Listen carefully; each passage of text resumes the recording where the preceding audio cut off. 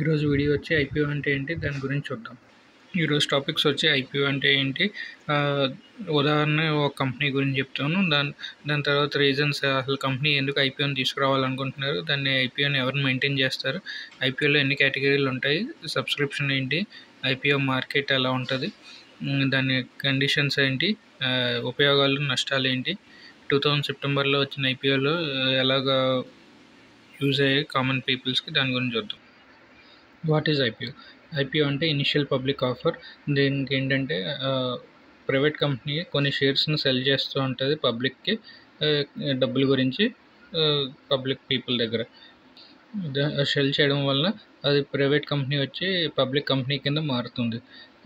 ఇది ఇన్వెస్టర్స్ ఎవరైనా ఉంటే వాళ్ళు ఇన్వెస్ట్ చేస్తారు, కొంచెం ఇన్వెస్ట్మెంట్ గెయిన్స్ గురించి. ఇన్వెస్ట్ చేసేటప్పుడు మనకి కొంచెం అడ్వాంటేజెస్ ఉంటాయి, డిసడ్వాంటేజెస్ ఉంటాయి, బెనిఫిట్ కూడా బాగుంటుంది. దాన్ని మనం అండర్స్టాండ్ చేసుకొని చూసుకుంటే మనకి మంచి లాభాలు వస్తాయి. ఉదాహరణకి ఏబీసీ అనే కంపెనీ ఉందంటే, ఆ కంపెనీ ఐపీఓలో వచ్చినప్పుడు దాన్ని డెవలప్ చేసుకోవడానికి ఫండ్స్ రేస్ చేస్తారు. దాన్ని ఫండ్స్ రేస్ చేసేటప్పుడు షేర్స్ రూపంలో ఇన్వెస్టర్స్ ఎవరైతే ఉన్నారో వాళ్ళకి అమ్ముతారు. దీని ద్వారా కంపెనీ ప్రైవేట్ కంపెనీ కూడా పబ్లిక్ కంపెనీ కింద మారుతుంది. వాళ్ళకి బాగా ఉపయోగపడుతుంది కంపెనీ డెవలప్మెంట్ గురించి. అసలు ఏం కారణాల వల్ల కంపెనీ ఐపీఓని తీసుకురావాలనుకుంటారంటే, కంపెనీ ఒక ఎదుగుదలకి, లేదంటే ఏమైనా అప్పు అది ఉందంటే అప్పును తగ్గించుకోవడానికి కానీ, లేదంటే ఎవరైతే ఇన్వెస్టర్స్ ముందుగా ఇన్వెస్ట్ చేస్తారో వాళ్ళు కొంచెం షేర్స్ని సెల్ చేయడం కానీ, లేదంటే కొంచెం మార్కెట్లో లిస్ట్ అయిన తర్వాత బయటికి రావడానికి కానీ ట్రై చేస్తూ ఉంటారు. లేదంటే నాలుగోది వచ్చి మనకి కంపెనీని డెవలప్ చేసుకోవడానికి, అలాగే ఉన్న అప్పుని కూడా తగ్గించుకోవడానికి, రెండు విధాలుగా కూడా కంపెనీని ఐపీఓ తీసుకొస్తారు. ఐపీఓని ఎవరు మానిటర్ చేస్తారంటే సెబీకి అండర్లో వస్తుంది. సెబీ అంటే security and exchange board of India. ఇది గవర్నమెంట్ ఆఫ్ ఇండియా వాళ్ళు ఫామ్ చేశారు సెబీని 12 ఏప్రిల్ 1988లో. దీని హెడ్ క్వార్టర్స్ వచ్చి ముంబైలో ఉంటుంది. కంపెనీని ఐపీఎల్లోకి తీసుకురావాలంటే సెబీ కొన్ని రూల్స్ అండ్ రెగ్యులేషన్స్ ఉంచింది. దాంట్లో మినిమం ఇంత అమౌంట్ అంటూ ఉండాలి, తర్వాత దాని అసెట్స్ కూడా ఇంత ఉండేటట్టుగా చూసుకోవట్టు సెబీ నియమాలు పెట్టింది. ఆ నియమాలన్నీ కరెక్ట్గా ఉంటే వాళ్ళు ఒక డ్రాఫ్ట్ రూపంలో ఒక డాక్యుమెంట్ని సెబీకి అందజేస్తారు. సెబీ డాక్యుమెంట్ని ప్రాపర్గా అనలైజ్ చేసి అది కామన్ పీపుల్స్కి ఉపయోగపడుతుందా, లాస్ మేకింగ్ కంపెనీయా, ప్రాఫిట్ మేకింగ్ కంపెనీ అని చూసి దాన్ని బట్టి వీళ్ళు ఇష్యూ సైజ్ అవన్నీ ఆబ్జెక్టివ్స్ అన్నీ చూసి సెబీ అప్రూవ్ చేస్తుంది. ఐపీఓ యాక్చువల్లీ రెండు రకాలుగానే ఉంటుంది. ఒకటి వచ్చి ఫిక్స్డ్ ప్రైస్ ఎకానమీ అని, ఇంకోటి వచ్చి బుక్ బిల్డింగ్ అని. ఫిక్స్డ్ ప్రైస్ అంటే ఐపీఓ వచ్చినప్పుడు సమ్ కంపెనీలో షేర్స్ అన్నీ అమ్ముతారు. దాన్ని ఇన్వెస్టర్స్కి ఒక ప్రైస్ అంటూ ఉంటుంది, అది ప్రైస్ కంపెనీ డిసైడ్ చేస్తుంది అన్నమాట. రెండో విధం వచ్చి బుక్ బిల్డింగ్ అంటే కంపెనీని ఇనిషియేట్గా 20% ప్రైస్ బ్యాండ్లో ఉంచుతారు. దాన్ని సెబీ కానీ లేదంటే ఇన్వెస్టర్స్ కానీ ముందుగా ఆ షేర్స్ని బై చేస్తూ ఉంటారు, సెల్ చేస్తూ ఉంటారు. ఐపీఓలో మార్కెట్లో రావాలంటే రెండు కేటగిరీల్లో ఎక్స్చేంజ్ ఉంటాయి. ఒకటి ఎన్ఎస్సి అని, ఒకటి బిఎస్సి అని ఉంటుంది. ఎన్ఎస్సి అంటే నేషనల్ స్టాక్ ఎక్స్చేంజ్, బిఎస్సి అంటే బొంబాయి స్టాక్ ఎక్స్చేంజ్. ఈ రెండు ఇండియా కేటగిరీస్లో ఉంటాయి. ఇన్వెస్టర్స్కి ఐపీఎల్లో వచ్చిన తర్వాత అందులో మళ్ళీ 3 రకాలు ఉంటాయి. ఒకటి క్యూఐబి ఉంటుంది, ఎన్ఐబి ఉంటుంది, రిటైలర్స్ ఉంటారు.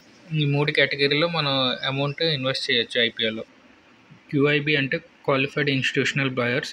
వీళ్ళు వచ్చి ఫైనాన్షియల్గా ముందుగానే కంపెనీకి ఇన్వెస్ట్ చేస్తూ ఉంటారు. దాని ద్వారా వాళ్ళకి మంచి ఫండ్స్ లాభాలు వస్తూ ఉంటాయి. ఇందులో వాళ్ళు మార్కెట్లో కూడా ప్రమోట్ చేస్తూ ఉంటారు ఆ కంపెనీని. దీనికి వచ్చి రిస్క్ కూడా ఎక్కువ ఉంటుంది. వీళ్ళకి 50% కోటా కూడా ఉంటుంది. ఇందులో అప్లై చేయాలంటే మీకు లాకింగ్ పీరియడ్ కూడా ఉంటుంది. 90 రోజులు లాకింగ్ పీరియడ్. ఐపీఓ లిస్ట్ అయిన 90 రోజుల తర్వాత కానీ వీళ్ళు షేర్స్ మార్కెట్లోకి అమ్మడానికి వీల్లేదు. దీనికి ఉదాహరణకి చూసుకుంటే బ్యాంక్స్ ఉంటాయి. బ్యాంక్స్ అంటే హెచ్డిఎఫ్సి బ్యాంక్, ఐసిఐసిఐ బ్యాంక్, ఇంకా ఏమైనా బ్యాంక్స్ ఉంటాయి, అవన్నీ క్యూఐబి కోటాల్లో వస్తాయి. అలాగే మ్యూచువల్ ఫండ్ కంపెనీస్ కూడా ఉంటాయి. ఎస్బీఐ అని, హెచ్డిఎఫ్సి మ్యూచువల్ ఫండ్ అని, టాటా మ్యూచువల్ ఫండ్ అని, వేరే మ్యూచువల్ ఫండ్స్ కూడా ఇవన్నీ క్వాలిఫైడ్ ఇన్స్టిట్యూషనల్ బయర్స్లో వస్తారు. వీళ్ళు ఎన్నో కోట్ల రూపాయల అమౌంట్ని రేస్ చేస్తారు. అలాగే ఇన్సూరెన్స్ కంపెనీస్ కానీ, దానికి ఉదాహరణ చూసుకుంటే ఎల్ఐసి కానీ, మళ్ళీ ఇంకా వేరే వేరే ఇన్సూరెన్స్ కంపెనీస్ అన్నీ కూడా ఇందులో ఇన్వెస్ట్ చేస్తూ ఉంటాయి. ఎన్ఐఏ అంటే నాన్ ఇన్స్టిట్యూషనల్ బయర్స్.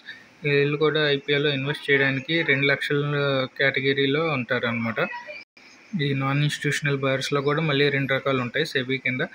దీంట్లో స్మాల్ ఎస్ఎన్ఐ అని, బిగ్ ఎన్ఐ అని కేటగిరీస్ ఉంటాయి. స్మాల్ ఎన్ఐ అంటే బిట్స్ 10 లక్షల లోపల వేసే వాళ్ళని స్మాల్ ఎన్ఐ కేటగిరీ అని, 10 లక్షల పైన వేసే వాళ్ళకి బిగ్ ఎన్ఐ అని చెప్పి కేటగిరీల కింద డివైడ్ చేయాలి.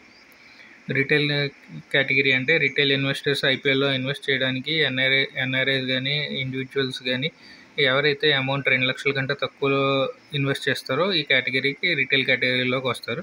వీళ్ళకి వచ్చి మినిమం రిటైల్ కేటగిరీలో కోటా వచ్చి మనకి 10% నుంచి 35% వరకు రిజర్వ్ చేస్తారు. అది కూడా సెబీ చూస్తుంది ఫైనాన్షియల్స్, అగర్ లాస్ మేకింగ్ కంపెనీయా, ప్రాఫిట్ మేకింగ్ కంపెనీ అని. లాస్ మేకింగ్ కంపెనీ అయితే 10% కోటా ఉంచుతారు. అదే ప్రాఫిట్ మేకింగ్ కంపెనీ అయితే 35% వరకు రిజర్వ్ చేసి ఉంచుతారు అనమాట. ఐపీఓ సబ్స్క్రిప్షన్ గురించి మనం తెలుసుకోవాలనుకుంటే, ఇప్పుడు ఐపీఓ కానీ నార్మల్గా వన్ టైంలో సబ్స్క్రైబ్ అయితే దానికి అందరికీ అలాట్మెంట్ దొరుకుతుంది. అదే ఐపీఓ కానీ సబ్స్క్రిప్షన్ రెండు సార్లు కానీ 5 సార్లు రెట్లు కానీ సబ్స్క్రైబ్ అయితే దాన్ని ఓవర్ సబ్స్క్రైబ్ అంటారు. అలాట్మెంట్ ఛాన్సెస్ కూడా తగ్గుతూ ఉంటాయి. సో దానికి ఏంటంటే కంప్యూటరైజ్డ్ లాటరీ సిస్టమ్ ఉంటుంది. దాని ద్వారా ఎవరికైతే అలాట్ చేస్తారో వాళ్ళకే ఐపీఓ లిస్ట్ అయినప్పుడు మంచి ప్రాఫిట్స్ వస్తాయి. ఎవరికైతే అలాట్ అవ్వలేదో వాళ్ళ డబ్బులు వాళ్ళకి మళ్ళీ 2-3 రోజుల్లో అకౌంట్లో క్రెడిట్ అవుతూ ఉంటాయి. ఐపీఎల్లో అప్లై చేయాలంటే మనం ఒక షేర్ కొనలేం కాబట్టి, ఉదాహరణకు మనం లాట్లో కొనాలి. ఇష్యూ ప్రైస్ వచ్చి మనం సపోజ్ ఉదాహరణకి 100 రూపాయలు అనుకుంటే ఒక షేర్ ప్రైస్ ఒక లాట్లో దగ్గర 140 షేర్లు ఉంటాయి కాబట్టి దగ్గర మనకి 14,000 అమౌంట్ ఉంటుంది. రిటైల్ కేటగిరీలో మనకి సెబీ ఇచ్చిన మినిమం అమౌంట్ ఏంటంటే 15,000 కాబట్టి ఆ 15,000 లోపలనే ఐపీఓ మనం మార్కెట్లోకి తీసుకురావాల్సి వస్తుంది కంపెనీ. ఎవరైతే కస్టమర్స్ ఉంటారో మార్కెట్లో ఐపీఎల్లో అప్లై చేసిన వాళ్ళు, అందులో మళ్ళీ 2 కేటగిరీ ద్వారా ఉంటారు. కొంతమంది ఏంటంటే ముందుగానే మార్కెట్లో లిస్ట్ అయిన వెంటనే ఐపీఓని ప్రాఫిట్లోనో లేదంటే లాస్లోనో వెంటనే బుక్ చేసుకొని బయటకు వచ్చేస్తారు. కొంతమంది ఏంటంటే లాంగ్ టర్మ్ ఇన్వెస్ట్మెంట్లో చేస్తారు. వాళ్ళు మొత్తం సంవత్సరం 2 సంవత్సరాలు ఇంకా లిస్ట్ వచ్చినట్టుగా మార్కెట్లో ఇన్వెస్ట్ చేస్తూ ఉంటారు. దాని ద్వారా ప్రాఫిట్ వస్తుంది. ఎవరైతే ఐపీఎల్లో అప్లై చేయాలనుకుంటున్నారో వాళ్ళు ముందుగా డిమాట్ అకౌంట్ ఓపెన్ చేయాలి. దానికి కావాల్సిన డాక్యుమెంట్స్, పాన్ కార్డు ఇవన్నీ తో డిమాట్ అకౌంట్ ఓపెన్ చేసుకుంటే మీకు ఐపీఎల్లో అప్లై చేయడం ఛాన్సెస్ ఉంటాయి. ఐపీఎల్లో అప్లై చేయడం వల్ల మనకి అడ్వాంటేజెస్ ఏంటంటే షార్ట్ టర్మ్ పీరియడ్లో అంటే 10 రోజుల కంటే తక్కువలోనే మనం పెట్టిన అమౌంట్ డబుల్ అయ్యే ఛాన్సెస్ కూడా ఉంటాయి. మార్కెట్లో వచ్చినప్పుడు మనం తక్కువ ప్రైస్లో కొని అది మనం హోల్డ్ చేసి ఉంచుకుంటే లాంగ్ టర్మ్లో కూడా మనకి గుడ్ ప్రాఫిట్ వచ్చే ఛాన్సెస్ ఉంటాయి. ఫేవరబుల్ ఐపీఓ టైమింగ్ కూడా ఉంటుంది. ఈ ఐపీఓ ఒక డిసడ్వాంటేజెస్ ఏంటంటే అప్లై చేసినప్పుడల్లా మనకి అలాట్మెంట్ వచ్చే ఛాన్సెస్ ఉండదు. ఎందుకంటే కాంపిటీషన్ చాలా ఎక్కువ ఉంటుంది కాబట్టి లాటరీ సిస్టంలో రావడం వల్ల ఇదో పెద్ద డిసడ్వాంటేజ్. తర్వాత ఇన్వెస్ట్మెంట్ కూడా నార్మల్లీ బ్లాక్ అయ్యి ఉంటుంది కాబట్టి అది వెంటనే రిలీజ్ అవ్వడానికి ఒక 3-4 డేస్ టైం పడుతుంది కాబట్టి అదొక పెద్ద డిసడ్వాంటేజ్. ఇప్పుడు యాక్చువల్లీ సెప్టెంబర్ మంత్లో ఐపీఓస్ లిస్ట్ అయిన కంపెనీస్ కానీ చూసుకుంటే మంచి రిటర్న్ ఇచ్చినవి. ఫస్ట్ పొజిషన్లో ప్రీమియర్ ఎనర్జీస్ ఉంది. అది వచ్చే సోలార్ ప్యానల్ కంపెనీ. దాన్ని 12% గెయిన్ చేసే 120% లిస్టింగ్ గెయిన్ అయింది. తర్వాత బజాజ్ హౌసింగ్ ఐపీఓ అది వచ్చి 114% లిస్టింగ్ గెయిన్స్ వచ్చింది. తర్వాత పిఎన్డి జ్యువెలరీ కంపెనీ అది 72% లిస్టింగ్ గెయిన్స్ ఇచ్చింది.